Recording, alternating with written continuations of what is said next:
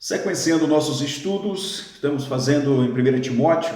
Hoje nós vamos começar o capítulo 4, estudando do versículo 1 até o versículo 5, fazer a leitura do versículo 1 que diz assim: Ora, o Espírito afirma expressamente que nos últimos tempos alguns apostatarão da fé, por obedecerem espíritos enganadores e a ensinos de demônios. Amados, nós estudamos no capítulo 3 que Paulo ali passa a fornecer qualificações para o pastorado, o diaconato, e no versículo 11, especificamente ali, Paulo fala sobre a qualidade da mulher do pastor, a mulher esposa do pastor e a esposa do diácono. Agora no capítulo 4, Paulo vai retomar o assunto nevrálgico desta epístola pastoral, que é o assunto concernente aos falsos mestres judaizantes que estavam na igreja em Éfeso e com seus ensinos estava trazendo uma balbúrdia para aquela igreja, tanto na questão teológica como na questão ética. Agora aqui no capítulo 4, Paulo vai descrever o caráter dos falsos mestres. É interessante nós observarmos que Paulo diz que o Espírito afirma expressamente. Nós não temos de maneira límpida sobre o que Paulo está se referindo com esta expressão. Se ele já teve de antemão uma revelação sobre o que está acontecendo a partir de agora e todo esse tempo que vai acontecer, ou se ele está se referindo a alguma passagem, a algum momento do Velho Testamento. O certo é que Paulo diz que o Espírito afirma expressamente, de uma maneira contundente, de uma maneira clara, o quê? Que nos últimos tempos alguns apostatarão da fé. Então, Timóteo não deveria ficar surpreso em ver aqueles falsos mestres pregando um evangelho totalmente díspare à palavra, porque situações como esta, comportamento como este, grotesco como estava acontecendo, seriam a realidade nesses últimos tempos. A bem da verdade, queridos, que nós temos observado que, de fato, tem havido pregações grotescas nos últimos tempos e essas pregações têm cauterizado a mente das pessoas. Porque esse tipo de comportamento faz escola. Ou seja, no mundo em que nós vivemos hoje, um mundo voltado para a estética, você pode observar como que é hoje a escolha, por exemplo, para a convivência sentimental. Você escolhe alguém pela beleza exterior e não a beleza interior. Você vê que a estética, ela tem muito mais efeito de escolha do que uma pessoa de bom caráter. E aí, quantas frustrações na vida. A mesma coisa acontece no que tange a questão da pregação. Hoje, a pessoa pode até não ser um crente fiel, mas ele tem mídia, fama, ele é um stand-upeiro, ele é alguém que na sua pregação ele é grotesco nas suas heresias, mas cai na graça do povo. Aí tem aquela pessoa que ela é mais tímida no que diz respeito à mídia, no que diz respeito ao glamour, então ninguém quer ouvir, porque é isso que acontece. Por isso que a Bíblia diz que nós temos que observar qual é o Espírito que está falando. Então, nos últimos tempos, o Espírito Santo expressa que comportamento como este que está acontecendo já na igreja em Éfeso será uma realidade nos últimos tempos, ou seja, nesse período de Cristo até o arrebatamento da igreja. E Paulo continua dizendo que alguns apostatarão da fé, ou seja, haverá um desvio da doutrina bíblica, haverá um afastamento do coração das pessoas, no coração das pessoas, concernente à doutrina bíblica. E aí as pessoas vão cair numa religiosidade. Amados, a bem da verdade é que nós estamos vivendo um período de um esfriamento espiritual muito grande. Esse esfriamento, ele tem trago uma falta de temor. Ou seja, as pessoas não vivem mais a piedade. A Eusebia também é a pronúncia do grego, para a piedade, ou seja, o temor, a lealdade cristã. A religiosidade é tão grande que as pessoas conseguem misturar o profano e o santo e isso não causar nenhum desconforto na sua alma. Então, o Espírito expressamente afirma que nos últimos tempos alguns apostatarão da fé. Por quê? Aí ele vai dizer, por obedecerem a espíritos enganadores e a ensino de demônios. Sejam pessoas que serão ludibriadas com essas falácias, como estava acontecendo na igreja em Éfeso, que estarão então se desviando da fé cristã. E a fonte para esse desvio é exatamente os ensinos, as ideologias demoníacas que vão trazer engano. Veja no versículo 2: pela hipocrisia dos que falam mentira e que têm cauterizado a própria consciência. Veja a característica desses falsos mestres. Eles são hipócritas, hipocreses, a palavra grega para dizer o que não faz. Há pessoas que dizem algo e não faz aquilo que dizem. Então, hipocrisia, hipócrises, a palavra grega. Então, eles eram estas pessoas.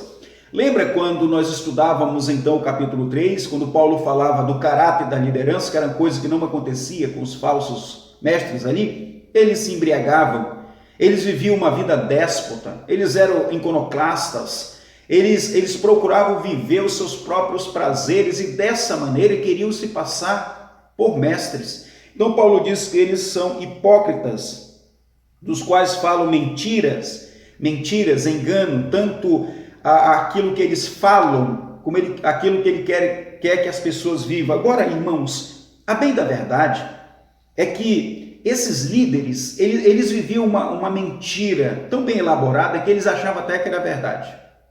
Muitas vezes eles nem têm consciência de que eles estão sendo instrumento na mão de Satanás. Lembra quando nós estudamos 1 e 2 Tessalonicenses? Quando o Senhor diz que ele vai entregar essas pessoas à força do erro. É claro que isso vai acontecer de uma maneira mais forte, apical, lá no dia do Senhor, depois do arrebatamento da igreja. Então as pessoas serão levadas ao engano. Então, muitos desses líderes que pregam grotescamente a heresia, talvez eles nem sabem que são instrumentos de Satanás, achando que pela sua religiosidade eles estão agradando o Senhor. Então Paulo diz que falam mentiras e que tem cauterizado a própria consciência. Essa cauterização, irmãos, é uma morte no tecido intelectual. Ou seja, essa necrose na parte noética. Eles estão cauterizados, eles estão marcados. Paulo usa aqui uma expressão como se você pegasse, se você é dono de uma fazenda de gado, você vai marcar, né? Você vai colocar ali uma marca naqueles animais, você esquenta o ferro e marca. Então Paulo está dizendo que esse tipo de comportamento, que é característico deles, é a marca do falso mestre. O falso mestre, ele vai levar as pessoas a apostatar da verdade. Os falsos mestres, eles são obedientes aos espíritos enganadores e a ensino de demônios. Os falsos mestres, eles são hipócritas. Os falsos mestres falam mentiras. Os falsos mestres, eles têm a mente cauterizada. Ou seja, são características do falso mestre. Veja no versículo 3, ainda nas suas pregações, que proíbe o casamento, exige abstinência de alimento, que Deus o criou para serem recebido com ações de graça pelos fiéis e por quantos conhecem plenamente a verdade. Observe que eles vão de maneira grotesca contra os princípios de Deus. Paulo vai dizer que eles proíbem o casamento. E a gente sabe que o casamento é uma instituição constituída pelo Senhor, que é bênção, mas eles proíbem o casamento. Eles pregam a abstinência de alimentos, e aqui era próprio do asceticismo. Isso é asceticismo. Ou seja, esses falsos mestres, eles criavam sua própria doutrina. Lembra quando eu falava que eles estão aqui institucionalizando a igreja, criando a igreja dentro da sua própria vontade? Então é próprio do falso mestre, eles, de maneira grotesca e contra as escrituras. Então eles pregavam a proibição de casamento, a abstinência de alimento. E aí Paulo vai dizer o seguinte, que o casamento e os alimentos que Deus criou para serem recebidos com ações de graça. Ou seja, o casamento é uma bênção quando ele é usado de maneira correta, quando ele é desenvolvido debaixo das Escrituras. A alimentação também é salutar. Não havia nas Escrituras e não há nas Escrituras proibições, por mais que a lei mosaica viesse ali fazer divisões de animais imundo e impuro para a questão não alimentícia, mas também por questões de rituais de culto. Então Paulo aqui vai dizer que quando essas coisas elas são exercidas de maneira orquestrada pelo Espírito Santo, ele vai dizer que isto é ação de graça. E ele diz, essa ação de graça é pelo entendimento da piedade do cristão. Olha o que ele diz, pelos fiéis, esses fiéis que por quantos conhecem plenamente a verdade. Ou seja, é bênção de Deus o casamento, é bênção de Deus a alimentação. Aqueles que usufruem, né, dessas coisas a partir dos pressupostos das matizes bíblicas, é agradável a ação de graça ao Senhor. Olha o 4. Pois tudo que Deus criou é bom. A palavra katos, da palavra bom, é aquilo que de fato alegra o coração de Deus, é bom, é importante para a nossa vida. Isso faz parte de uma maneira que nós glorifiquemos o nome de Deus. É recebido com ações de graça. Nada é recusável. O que é que nada é recusável? Ou seja, tudo que Deus deixou, que é praticado dentro dos requisitos bíblicos, é salutar para a nossa vida. Então, abster-se de alimento, proibição de casamento, não era algo bíblico. Para nós concluirmos, veja aí o versículo 5. Porque pela palavra de Deus, e aqui nós temos a matize, o entendimento do casamento, o entendimento de questão de alimentação, é pelas Escrituras, ações de graça, tudo que nós vamos fazer é pelas Escrituras. Aqui nós temos a Bíblia, a palavra de Deus, sendo o processo orquestrativo das nossas emoções. Meus amados, isto faz diferença na vida cristã.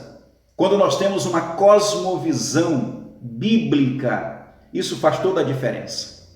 Então Paulo diz, porque pela palavra de Deus e pela oração é santificado, pela palavra de Deus e pela oração é santificada. Tudo na nossa vida passa pelo pressuposto da palavra de Deus, e a palavra do Senhor orquestrando a nossa vida nos tornam pessoas piedosas, e essa vida piedosa mostra que nós somos santos, separado para uma missão, separado para um Deus poderoso. Então, meus amados, a melhor arma para combater o engano e o ensino falso é conhecer a verdade de Jesus Cristo, é conhecer as Escrituras. O apóstolo Paulo, ele está orientando Timóteo a observar o caráter dos falsos mestres, a partir do pressuposto bíblico. Se você quer saber se uma palavra é heresia, um ensino errado, estude a Bíblia. Somente conhecendo a palavra de Deus é que nós vamos combater as heresias. Meus amados, que Deus assim nos abençoe. Nós vamos dar continuidade ao capítulo 4, estudando aqui concernente as características e o caráter dos falsos mestres. Que Deus te abençoe. Fiquemos assim na graça de Jesus Cristo. Amém.